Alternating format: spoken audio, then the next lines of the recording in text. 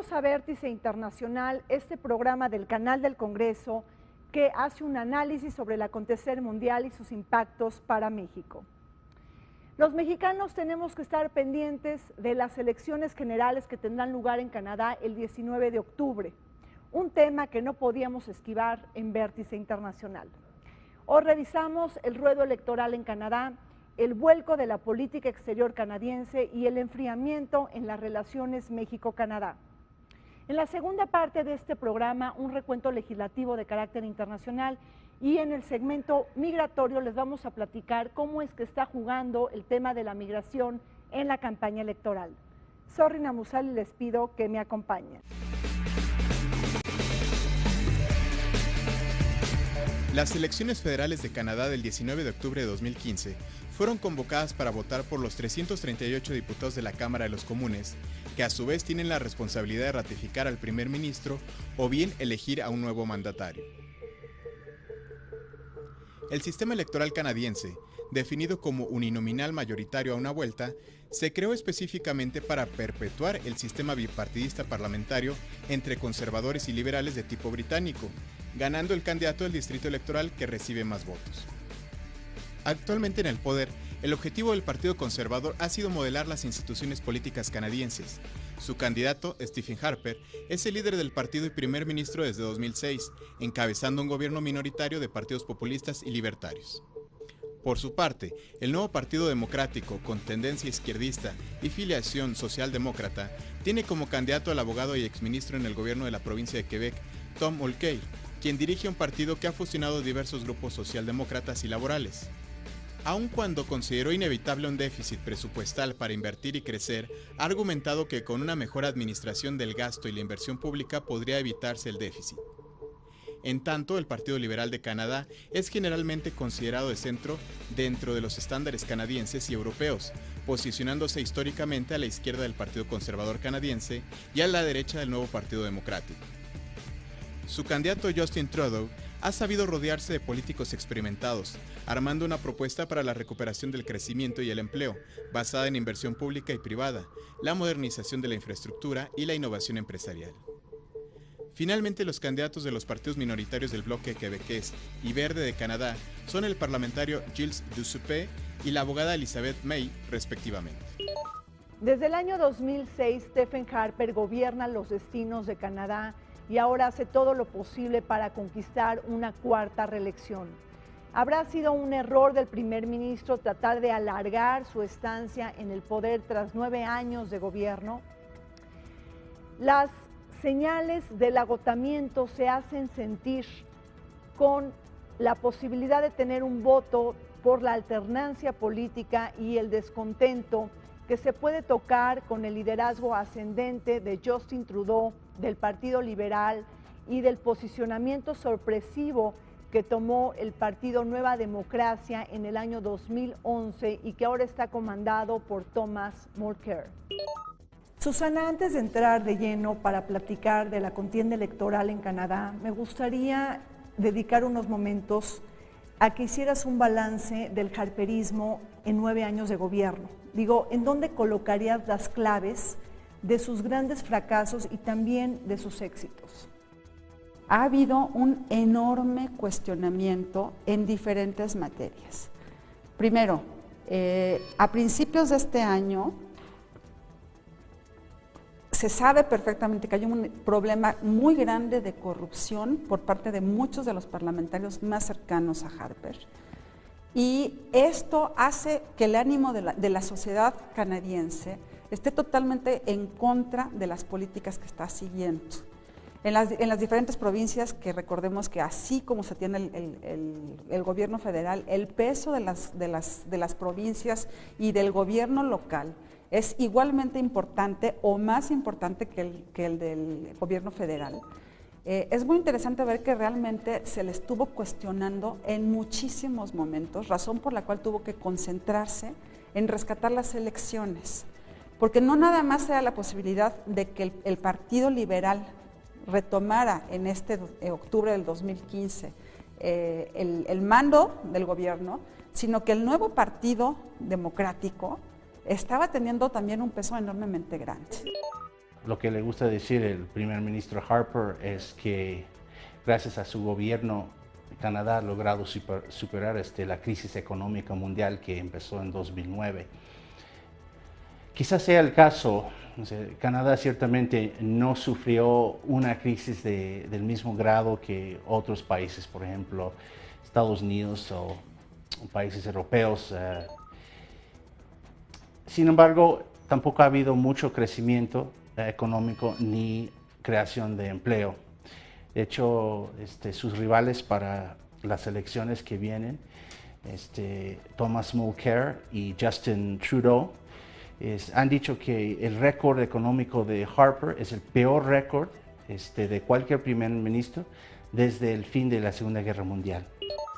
Las encuestas que han variado mucho, pero que hasta la grabación de este programa nos advierten de un empate virtual entre los conservadores y liberales y de un tercer lugar para los nuevos demócratas, han captado el ascenso de Justin Trudeau, el hijo del ex primer ministro Pierre Trudeau, que ahora promete volcar el peor resultado de la historia del partido cuando hace 4 años tan solo consiguió el 19% del voto popular.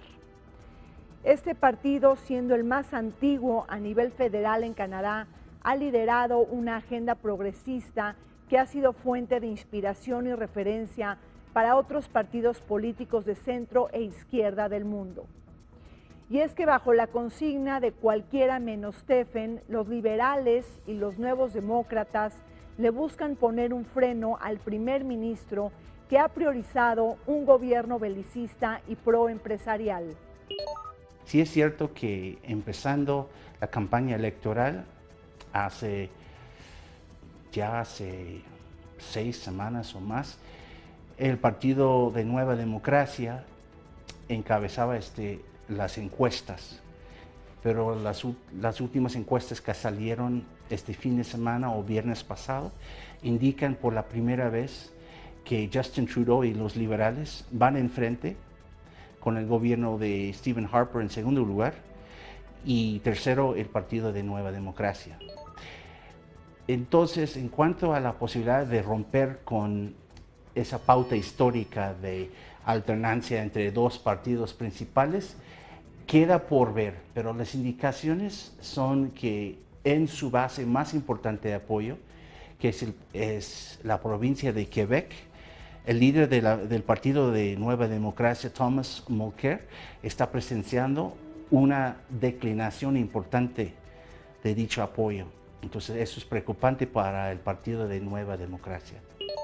Ha sido un juego en estas semanas bárbaro, porque en agosto todos han estado el Nuevo arriba Democrático en algún momento, evidentemente ¿no? fue el primero y se mantuvo muchísimo tiempo antes que Trudeau en el primer nivel, Harper en el tercero, Trudeau en el segundo. El peso de Trudeau yo creo que es muy importante porque por un lado está la labor que hizo su padre, que sin duda fue magnífica en cuestiones internas y en política exterior, fue fundamental. Entonces hay un gran aprecio de la sociedad para la labor de su padre y yo creo que puede rescatar aparte sobre todo de los jóvenes, pero que todavía no están con él, están en la Nueva Democracia, ¿no? De la Nueva Democracia.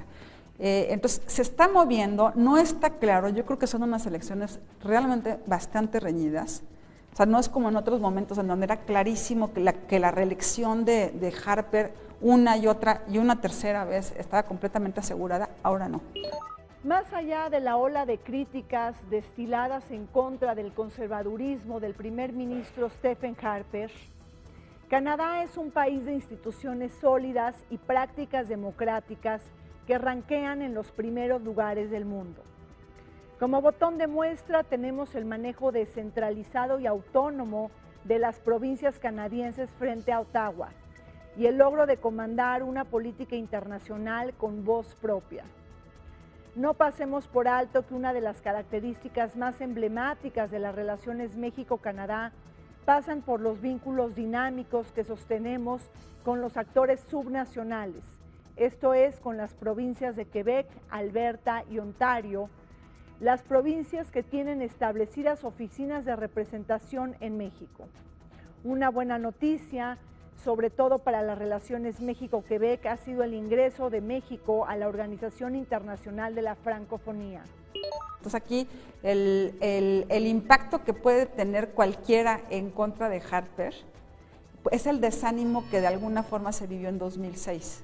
Entonces, en este momento casi podemos hablar de una década de gobierno conservador, en donde la sociedad está cansada y es una sociedad que va a presionar para que salga Harper. Pero Harper está muy concentrado en no perder los votos parlamentarios, ¿no? Hay un conjunto de actores eclécticos que están en contra de Harper en esta ocasión. Por un lado, por ejemplo, el sindicato más importante para los trabajadores públicos, que es el Public Service Alliance of Canada, está encabezando una campaña muy fuerte en contra de Harper. Yo creo que muchos jóvenes también están decepcionados. Ha sido muy difícil de encontrar trabajo para ellos. Hay personas que sienten ofendidas por políticas que ellos perciben como discriminatorias o hasta racistas. Y finalmente, las encuestas sí están señalando que la mayoría de la población que puede votar actualmente votaría en contra de Harper.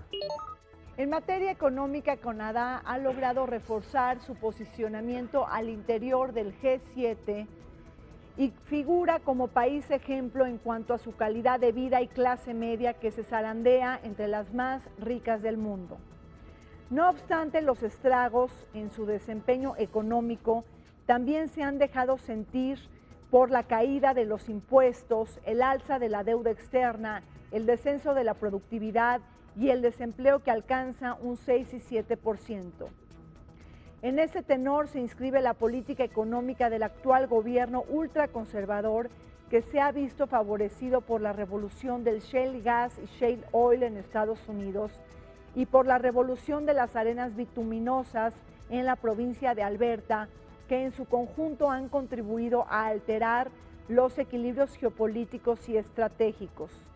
Precisamente de ahí surge la base del electorado que apoya la cuarta reelección de Stephen Harper. Lo que ha logrado hacer Harper hasta ahora es convencer a muchos que votar por él es votar por un gobierno que no quiere imponer más impuestos, un gobierno que no quiere desgastar dinero en burocracia gubernamental. Y yo creo que entre muchos sectores de la clase media, ese es un tipo de política que hasta ahora ha tenido bastante resonancia.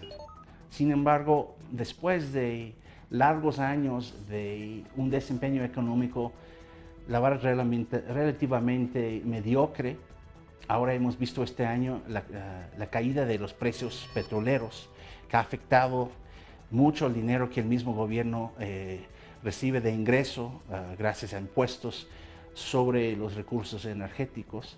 Eso pone al gobierno en una situación muy delicada de tener que buscar más recortes. Pareciera ser que nosotros siempre pensamos en Canadá como un país en constante crecimiento y pues resulta que no, resulta que nos vamos al punto 2 o que nos vamos a menos 0 y la caída del crecimiento en los últimos meses ha sido determinante para declararlo en recesión, en primer lugar, ¿no? Luego, la falta de apoyos de una provincia a la otra, por supuesto que ahí sí, es el resultado del PIB, sin duda, es la sumatoria del producto de cada una de las provincias. Entonces, aquí hay un desequilibrio.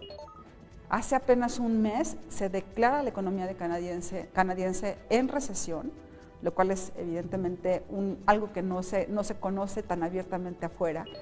Pero es interesante porque sí hay, por supuesto, una repercusión de la caída de los precios del petróleo, hay una repercusión de la devaluación en China y de las medidas que está tomando China, y por supuesto también hay una repercusión en lo que es la política específicamente con Estados Unidos. Entonces la economía no está en buena lid.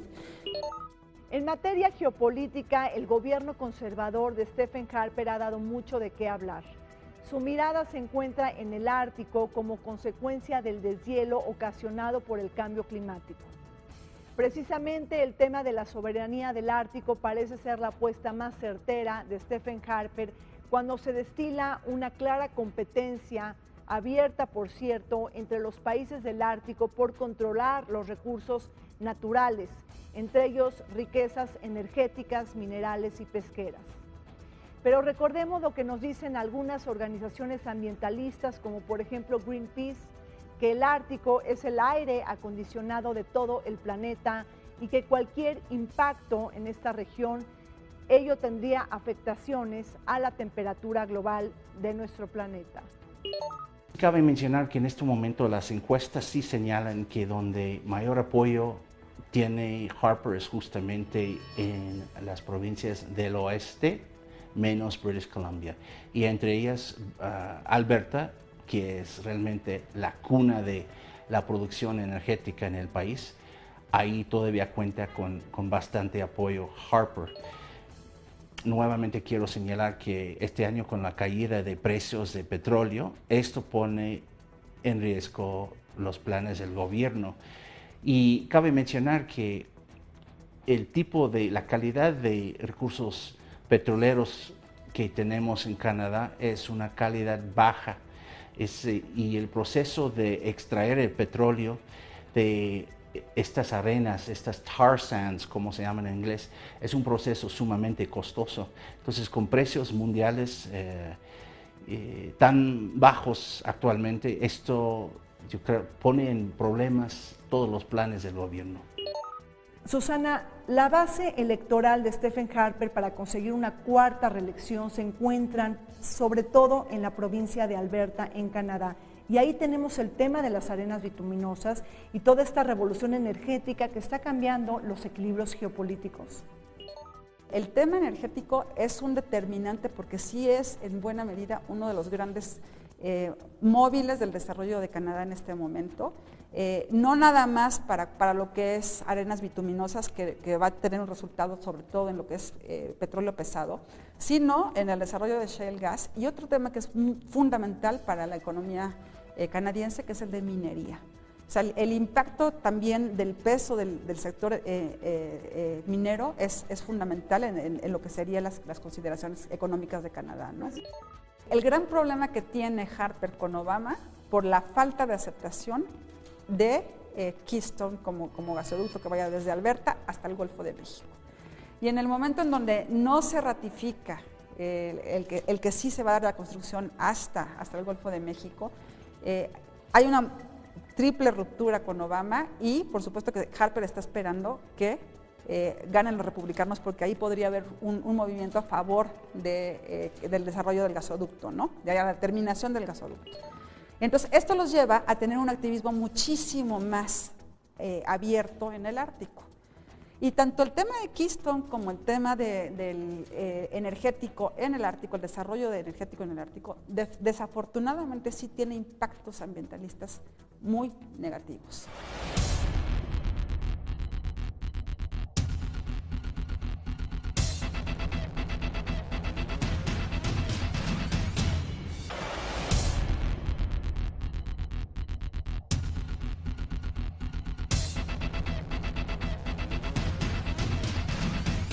Canadá ha sido un país sumamente admirado por el mundo. Su gran visión en materia de política exterior, ambientalista, pacifista y multilateralista ha dado un vuelco con los mandatos de Stephen Harper, el primer ministro que enarbola una agenda más militarista, agresiva y pro-petrolera en el escenario internacional. El poder blando de Canadá se ha volcado hacia una política exterior más fría y calculadora. Y aquí la pregunta es si habrá abandonado Canadá su letargo desde el punto de vista de la realpolitik. No olvidemos que Canadá ha desplegado aviones de guerra en contra del Estado Islámico en Siria, en Irak y en otros países del Medio Oriente, pero también ha enarbolado una política más agresiva en Ucrania.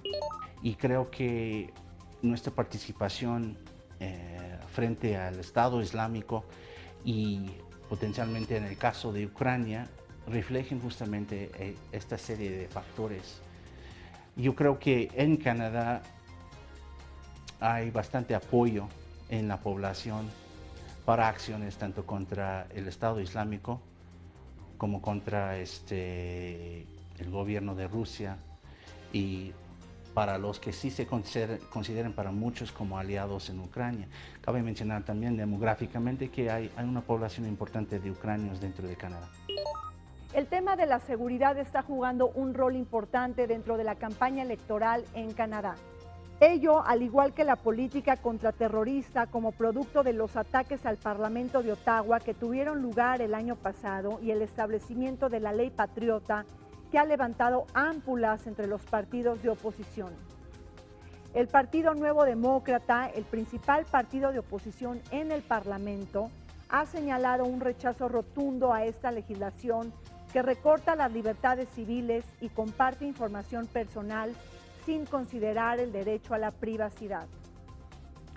Grupos de intelectuales y académicos, así como ONGs y coaliciones de derechos humanos, se han conjuntado para abatir esta ley y echar abajo la consigna pregonada por la derecha canadiense que la amenaza del terrorismo islamista es real. Un mensaje con dedicatoria electoral y rentabilidad política. Es una preocupación muy clara. Digo, ese es un tema pero que sobre todo le preocupa a los conservadores y a Harper, más que a los otros dos, por los impactos que se tengan en este momento y además por todo lo que está sucediendo. Por ejemplo, una relación directa en términos de política exterior son todos los desplazados de Siria. O sea, ahí el gran miedo es quiénes entran a Canadá o quiénes pueden entrar a Canadá y quiénes pueden afectar en términos de seguridad algunas de las provincias y algunas de las provincias que tienen mayor peso político y económico, ¿no? Entonces, sí, efectivamente, el desequilibrio que se puede tener ahí en términos de seguridad es muy importante, pero sobre todo, regreso, quienes más preocupados están son sin duda los conservadores, ¿no? Últimamente, unas acusaciones de que el gobierno ha favorecido frente a la crisis de refugiados en Europa actualmente, con orígenes de Siria, por ejemplo, que el gobierno ha favorecido la inmigración de sirianos cristianos a costa de sirianos musulmanes. Muchos canadienses están empezando a cuestionar si estas son políticas canadienses, o sea, los canadienses con una larga tradición de hospitalidad, de abrir las puertas a personas de distintas partes del mundo, y ahora parece que cada vez más tengamos una política parecida a políticas de Estados Unidos antiterrorismo. Los mandatos de Stephen Harper han sido hostiles frente a Naciones Unidas. Bajo una visión pro-guerra y pro-empresarial, Canadá abandonó el Protocolo de Kioto en el año 2011 y ha dejado de ser uno de los principales contribuyentes de las operaciones de mantenimiento de paz.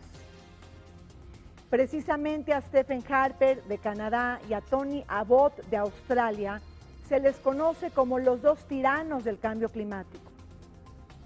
Por otro lado, Canadá ha dejado de defender la situación de los derechos humanos en muchos países del mundo en aras de darle rienda suelta a los criterios de defensa y seguridad nacional.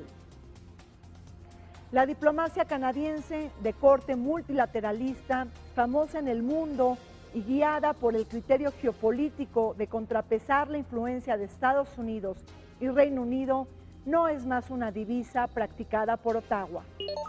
Mira, en ese sentido, yo creo que hay un gran problema que es la falta de definición de interés nacional en política exterior y la participación que van a tener en el ámbito multilateral, en el impacto de los diferentes, o sea, lo mencionabas hace un momento, la salida del protocolo de Kioto es clave para ver la falta de participación o la falta de voluntad de participación. Y acciones hostiles en contra de Naciones Unidas. Totalmente absurdo, es completamente fuera de lugar. Han dejado de participar en las operaciones de mantenimiento de paz, eran uno de los principales contribuyentes.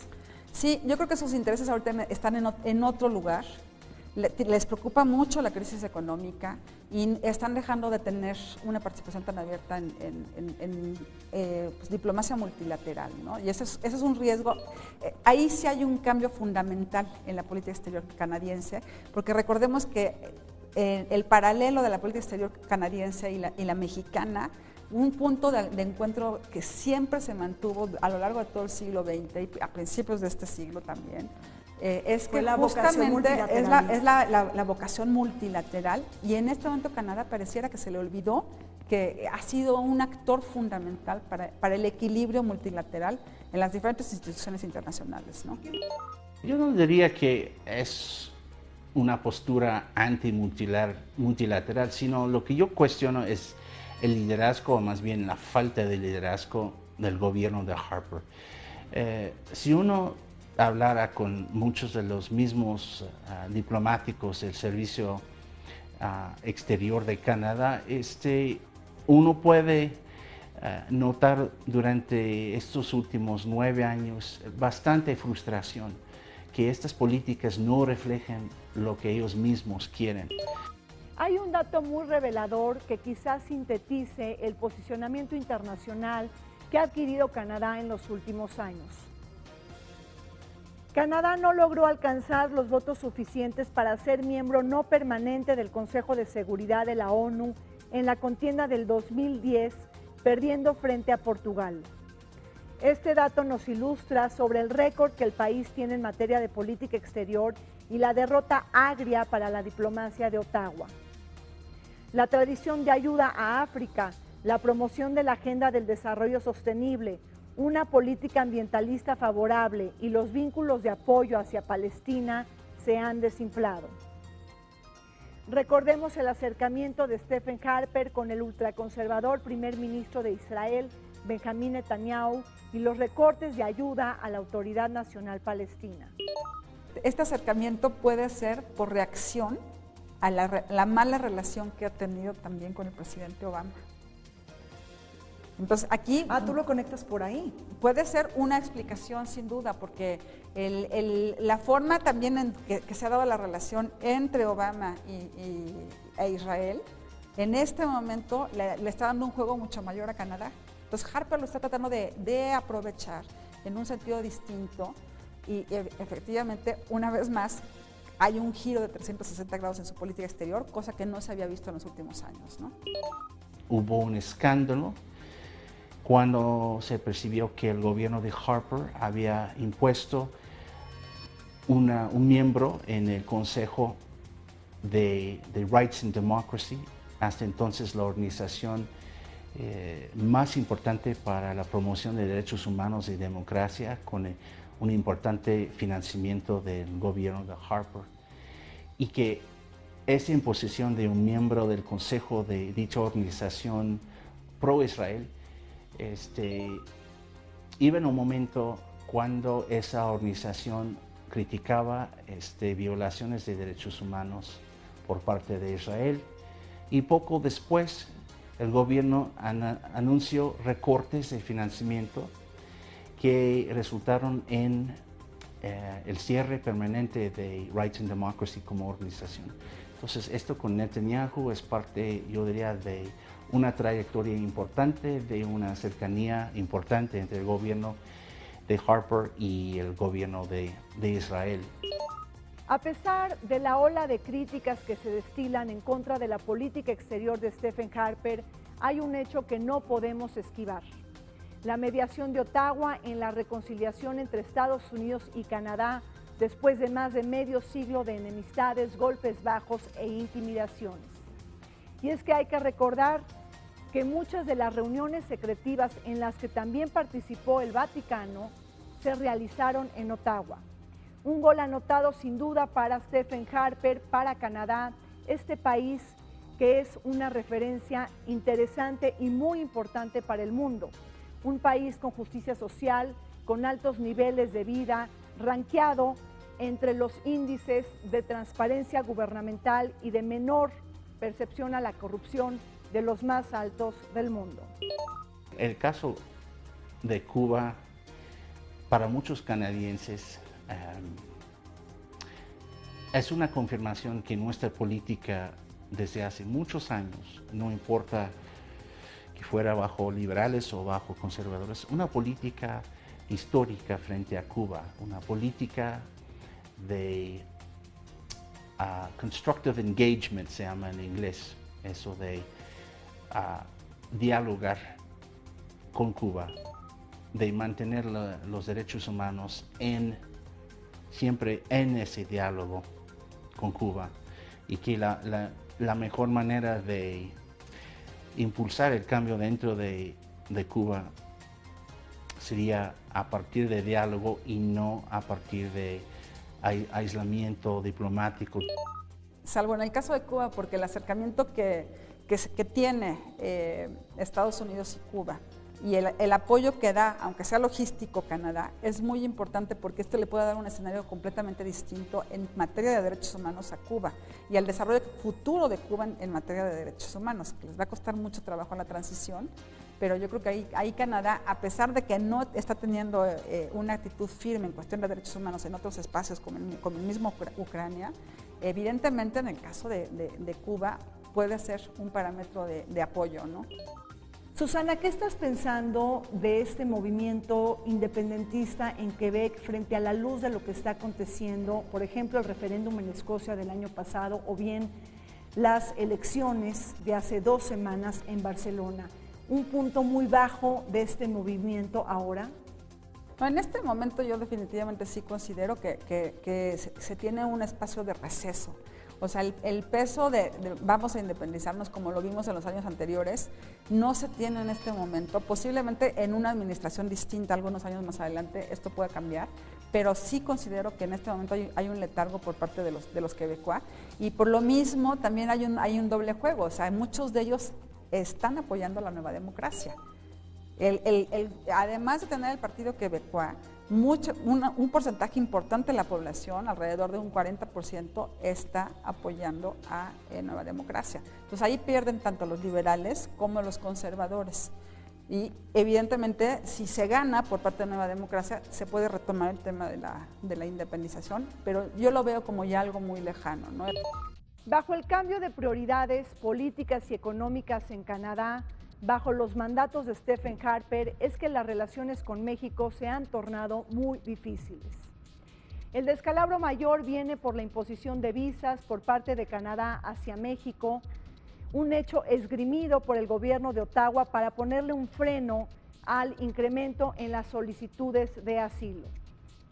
Por supuesto que esto ha sido una enorme grieta diplomática desde el año 2009, precisamente en 2 países que son socios comerciales y que operan dentro del Tratado de Libre Comercio de América del Norte.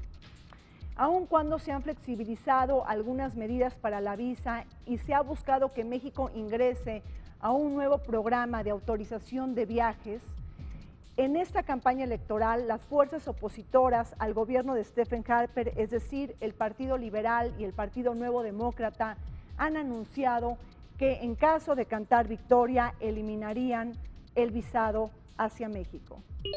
La imposición de la visa en 2009 causó ciertas tensiones. Fue como una llamada que la relación especial que muchos creían que existía entre México y Canadá, esa relación especial no era tan especial, porque ¿cómo sería posible que entre 2 socios con una relación especial sería posible que el uno impusiera una visa, un trato prácticamente unilateral, aunque entiendo que sí hubo cierto proceso de comunicación contra el otro socio, ¿no? Pero entiendo que mientras tanto han logrado gestionar bien esa preocupación para Canadá, que es que en su momento hubo una alza importante de un año a otro en el número de casos de refugiados de México. Susana, ¿qué percepción tienes del estado de ánimo, por así decirlo, de la relación bilateral México-Canadá? Algunos expertos señalan que no se ha alcanzado su punto de esplendor y que hay una relación todavía con enorme potencialidad y que está desaprovechada.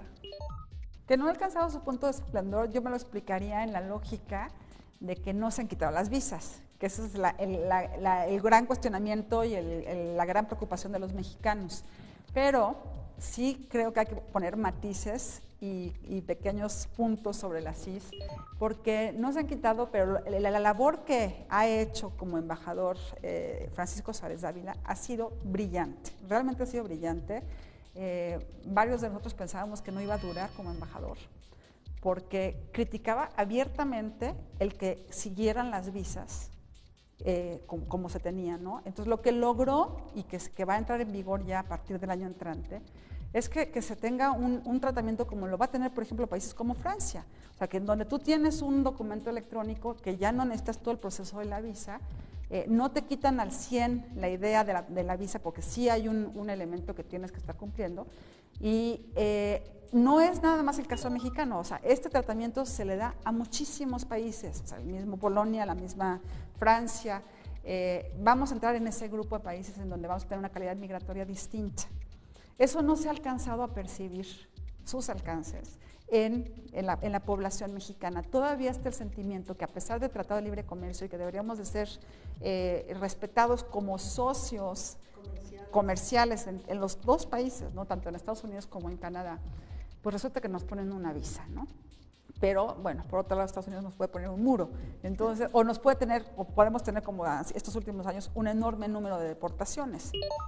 La relación México-Canadá está conformada por una serie de atributos y de bondades que la colocan como una de las más importantes para México. Nuestro portafolio incluye acciones en el orden político, económico, social, cultural y de cooperación internacional hasta alcanzar una variedad de temas y actores.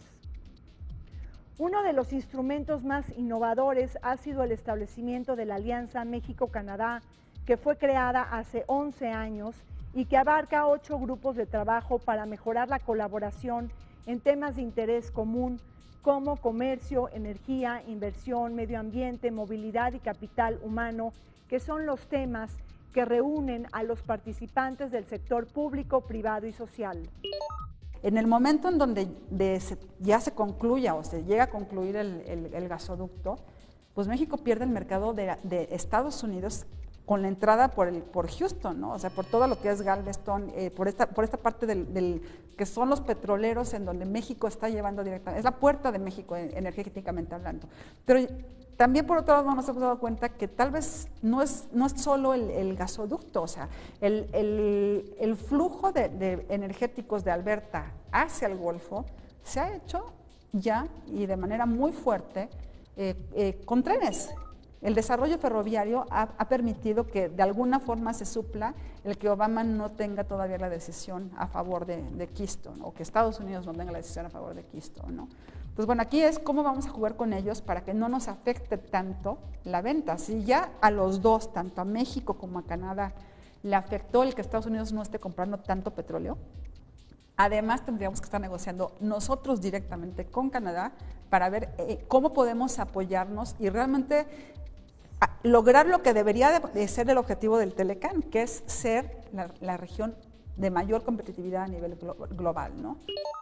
Aunque Canadá es el tercer socio comercial de México y segundo destino de las exportaciones mexicanas, existe una percepción generalizada que la relación está desaprovechada y que falta rumbo estratégico y dosis de vitalidad para activar una relación que ya cumplió los 70 años de establecimiento.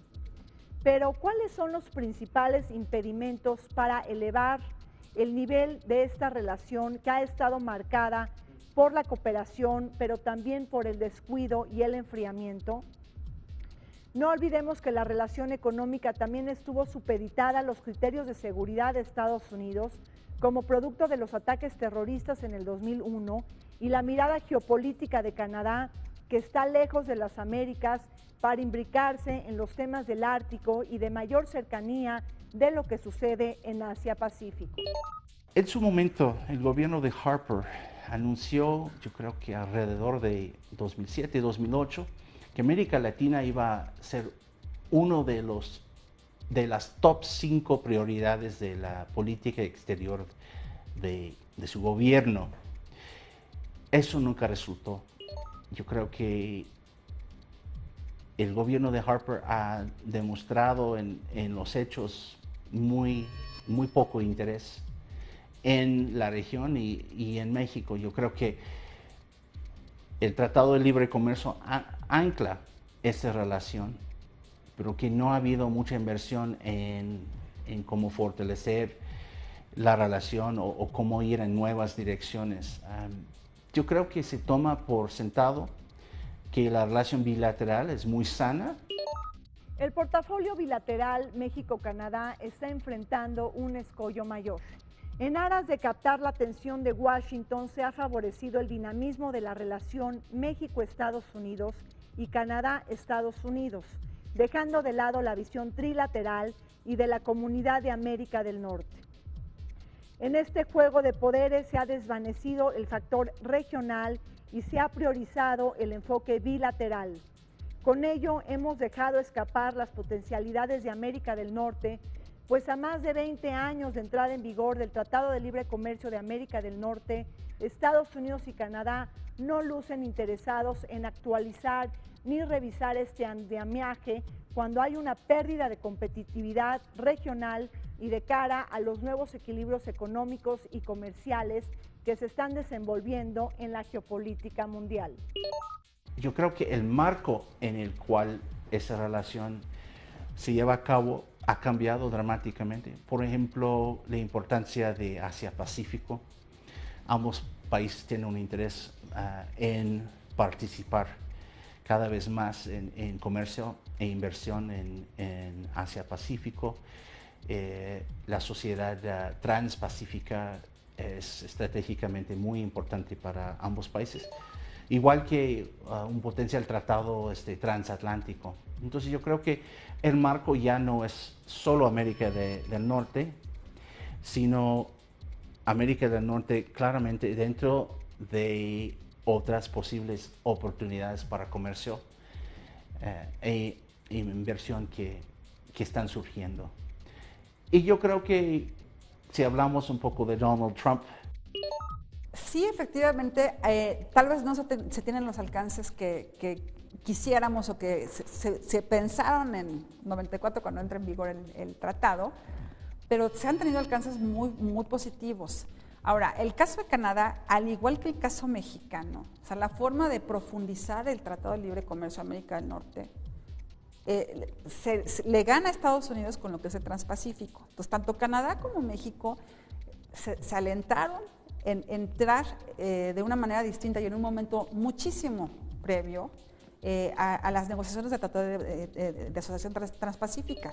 Digo, obviamente hace un par de días la situación cambió porque ya se firma el acuerdo y demás, pero los alcances que se tuvieron en los últimos meses, pues sí deja ver que tanto México como Estados Unidos tal vez México como Canadá hubieran querido profundizar el Telecán de manera diferente, pero el TPP y la postura de Obama ante el Transpacífico, pues evidentemente la parte es, vamos a profundizarlo a través del Transpacífico.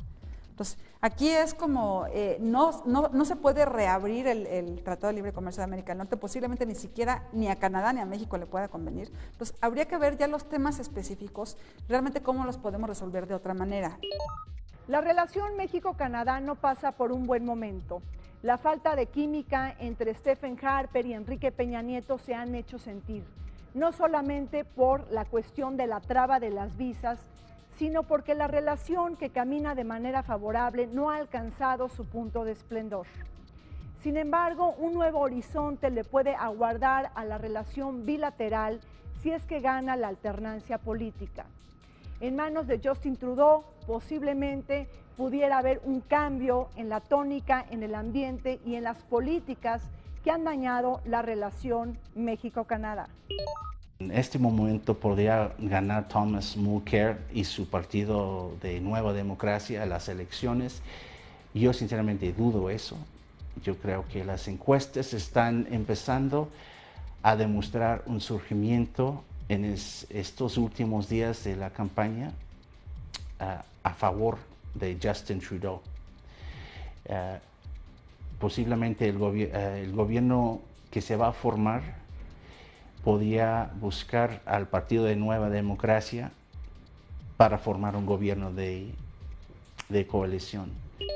La relación con los conservadores ha sido dificilísima para México. Eso no hay duda alguna, o sea, más allá de la visa, ¿no? O sea, sí ha sido una relación en donde no se ha buscado en lo más mínimo un acercamiento. Entonces, si queremos tener una relación distinta con los liberales o con los de Nueva Democracia, cualquiera de los dos, creo que ahí la labor de la Secretaría de Relaciones Exteriores debe ser fundamental, porque tiene que ser un canal de construcción de puentes entre empresarios, entre parlamentarios, entre gobiernos locales, acercar los gobiernos locales, no nada más el caso de Querétaro a través de Bombardier o el caso de Tijuana con todo el sector aeroespacial. O Quebec, Nuevo León también, ¿no? Y Nuevo León, por supuesto, que con Quebec. Yo creo que hay que ir más allá. Entonces, eso no depende nada más del cambio de gobierno en Canadá, depende mayoritariamente de cómo los mexicanos nos veamos dentro de Canadá y cómo logremos cambiar la imagen de México también dentro de los canadienses, que nos volvamos atractivos. O sea, hay muchos elementos que son clave en términos de esta complementariedad competitiva y de productividad en América del Norte, en donde tenemos que saber vender qué es lo que hacemos nosotros a favor de ellos. Eso depende de nosotros, no depende del cambio de gobierno y tendríamos que saberlo hacer también a pesar de que se queden los conservadores.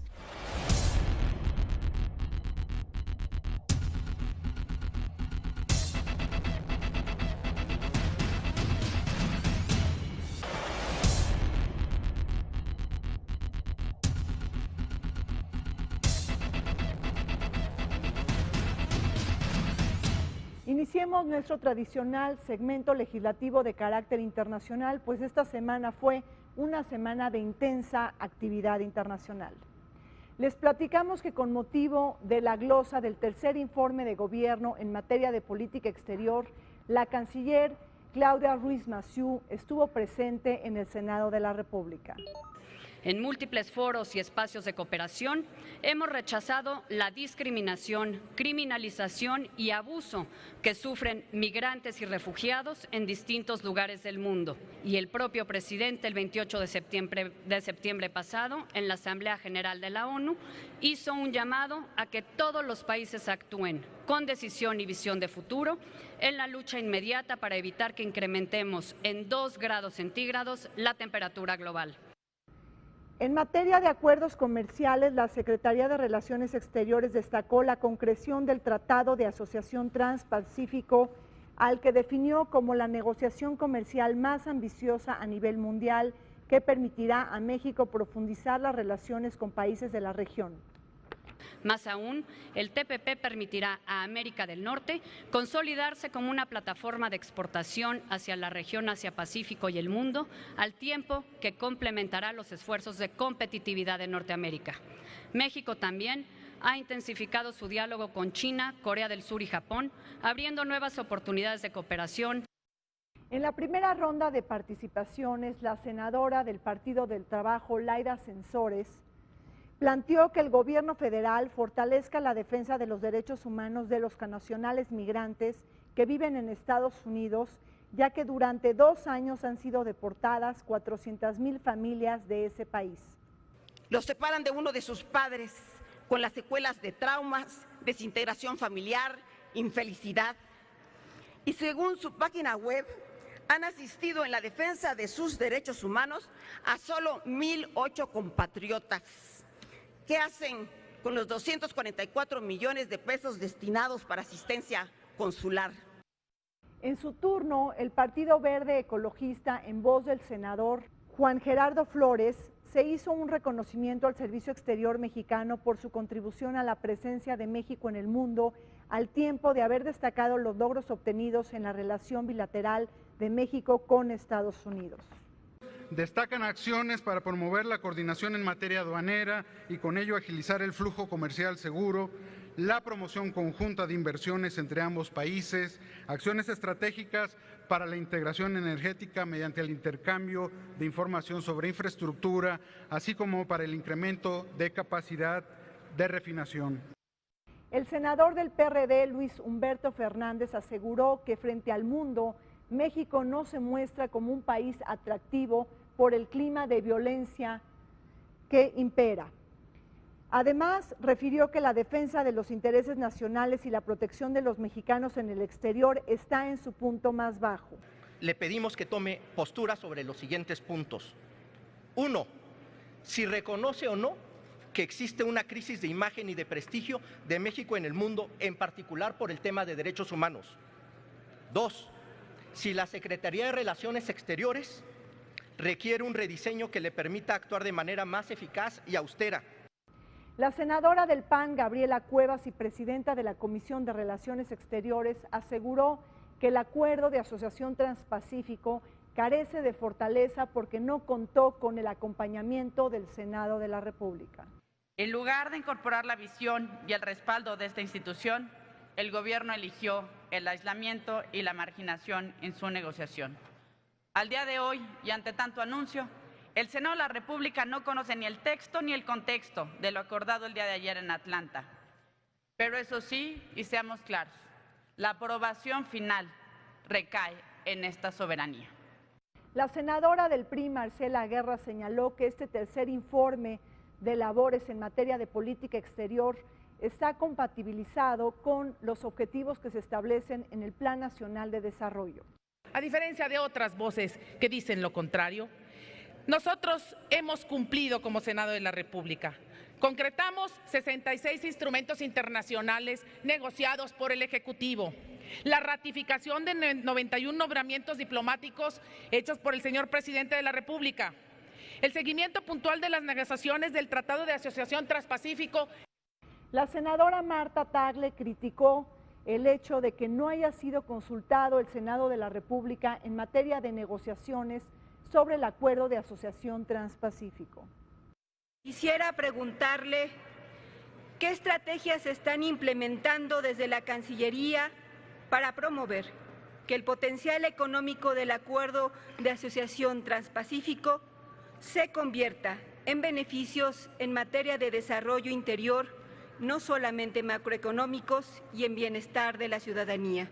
Es un acuerdo de enorme vanguardia por su ambición, por su amplitud, por los estándares que plantea en distintas materias y que entrañará para nuestro país estar a la vanguardia comercial, el acceso a los más importantes mercados. El reto ahora en la Secretaría de Relaciones Exteriores va mucho más allá de aparentar una buena imagen. Me parece que si seguimos insistiendo en simular, definitivamente, como ya se ha comentado en esta misma tribuna, en el mundo exterior se están dando cuenta de lo que sucede en México. La senadora Ana Gabriela Guevara del Partido de Trabajo habló sobre los migrantes centroamericanos y realizó diversos cuestionamientos sobre las acciones que se han realizado para atender las peticiones de recibir a refugiados sirios. Me gustaría saber si nuestro país encuentra condiciones para responder de la misma forma a los problemas internacionales que se presentan en la actualidad en Centroamérica y México. Hemos fortalecido las capacidades humanas y tecnológicas de nuestros consulados para brindar una protección consular eficaz, oportuna, cercana y también una protección consular en sus distintas vertientes. Qué bueno que México sigue fortaleciendo su red consular. Me parece que todavía quedan cosas pendientes en países como los que le nombré. Me parece que México tiene toda la ventanilla y todo el panorama para poder ser una propuesta que trascienda en las naciones. El Partido Verde Ecologista hizo referencia a la cuestión del cambio climático en aras de la Conferencia de Naciones Unidas sobre este hecho que tendrá lugar en París en noviembre y diciembre de este año. La próxima conferencia del cambio climático, que tendrá lugar durante diciembre en París, tendrá como objetivo lograr un acuerdo legalmente vinculante para la adopción de medidas por parte de todos los estados parte, que nos permitan lograr que en el incremento de la temperatura media de la superficie terrestre se mantenga por debajo de los 2 grados centígrados. México ha tenido un papel relevante, decisivo y ha estado muy presente en el ámbito multilateral en el tema de cambio climático. Estamos ciertos que la diplomacia mexicana en materia del medio ambiente sabrá capitalizar todos los esfuerzos de cooperación internacional para fortalecer la posición de México como actor de responsabilidad global. Por su parte, la senadora Luz María Beristain cuestionó las estrategias que se han implantado desde la Cancillería mexicana para participar en la Agenda del Milenio y establecer una postura como país líder en el tema del desarrollo sostenible. Por lo que refiere a la senadora, también cuestionó a la canciller sobre el envío de cascos azules. Nuestra preocupación es que México no se vaya a querer erigir como otro policía del mundo, interviniendo en asuntos externos que no creemos desde la izquierda, desde el Partido de la Revolución Democrática, que sea una decisión muy acertada. Para México, el compromiso con esta Agenda de Desarrollo 2030 es ineludible, no solo por haber contribuido, como ya lo señalé, con propuestas específicas que fueron recogidas, sino porque tenemos la convicción de que esa es la agenda por la que debemos transitar. Que tenemos una preocupación en el grupo parlamentario del PRD que tiene que ver con la participación de México en las operaciones de mantenimiento de la paz y no escuché ni una sola mención. Al considerar la extensa agenda de trabajo que existe entre la Cancillería mexicana y el Senado de la República, la senadora Laura Rojas del PAN afirmó que falta avanzar en materia de rendición de cuentas de posturas del gobierno de México ante instancias internacionales. En este Senado hemos venido pugnando por garantizar el acceso a la información y la rendición de cuentas de la política exterior de México. Prueba de ello son las distintas proposiciones e iniciativas presentadas para que la Cancillería divulgue con oportunidad los posicionamientos, votos, informes de mexicanos que integran o presiden algún órgano y candidaturas, por mencionar algunos. Deseo subrayar que para la Cancillería será una prioridad el tener una comunicación permanente, fluida y proveer de información pertinente a esta soberanía. Lo hacemos de manera cotidiana a través del uso de la tecnología, con la actualización de las páginas de Internet. Lo único que me queda decir es que reitero lo que ya he propuesto muchas veces. Esta decisión tan relevante de nuestra política exterior debe implementarse ahora en el marco de un debate amplio de cara a los ciudadanos y no solo entre una élite del ámbito gubernamental. La senadora del PRI, Juana Leticia Herrera, sacó a la luz en el debate el tema de los niños migrantes no acompañados. ¿Qué acciones de protección consular se están llevando a cabo para proteger a las niñas y niños y adolescentes migrantes que viajan solos? Desplegamos una labor de coordinación permanente con el DIF para atender de manera puntual en sus albergues y contando con la fortaleza que nos brinda su personal a los niños, niñas y adolescentes migrantes. Que si este país ha sido una casa con la ventana abierta para que el ave herida entre a nuestra casa a sanar esas heridas, esa ventana debe seguir abierta. Los problemas de migración y de persecución religiosa y política en el mundo llevan a que México conserve la tradición de ser el refugio para los perseguidos. Gracias por su atención y compañía en Vértice Internacional. Soy Rina Musali y los invito, como siempre, a ver este programa todos los martes a las 9 de la noche y en repetición los jueves a las 7 de la mañana y los sábados a las 19 horas. Vértice Internacional, un programa para todos aquellos que les gusta vivir sin fronteras.